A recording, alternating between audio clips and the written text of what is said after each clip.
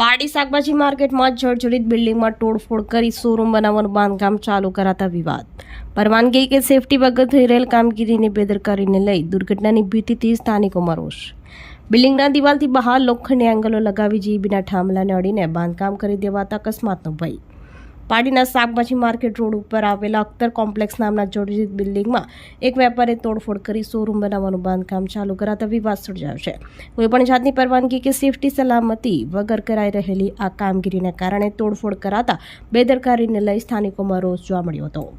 પાડીના શાકભાજી માર્કેટ તરફ જતા રોડ ઉપર અખ્તર કોમ્પ્લેક્સ વર્ષો જૂની અને જર્જરિત બિલ્ડિંગ આવેલી છે।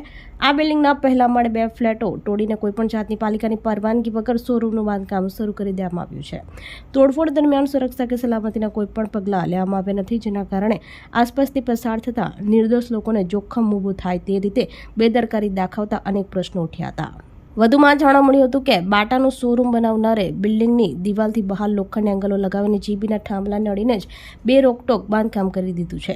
આ પ્રકારના જોખમી બાંધકામથી ભવિષ્યમાં મોટી દુર્ઘટના સર્જાય તેવી ભીતિ સેવાઈ રહી છે। નીચે આવેલી દુકાનોને પણ આ કામગીરીથી નુકસાન પહોંચી રહ્યું છે। સ્થાનિક લોકો અને વેપારીઓને જણાવ્યા મુજબ અહીં શોરૂમ બને તો ગ્રાહકો માટે પાર્કિંગની કોઈ વ્યવસ્થા પણ નથી।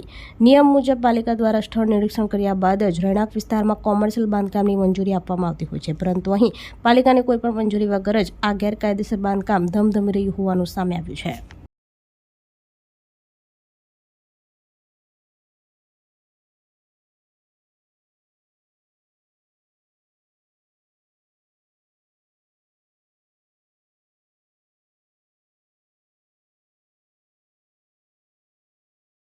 આપણી સંકલ્પ ન્યૂઝ ચેનલને સબસ્ક્રાઇબ અને લાઇક કરો, બેલ આઇકન દબાવો જેથી આવનાર ન્યૂઝ અપડેટ્સની નોટિફિકેશન આપના મોબાઈલ પર સૌથી પહેલા પહોંચે।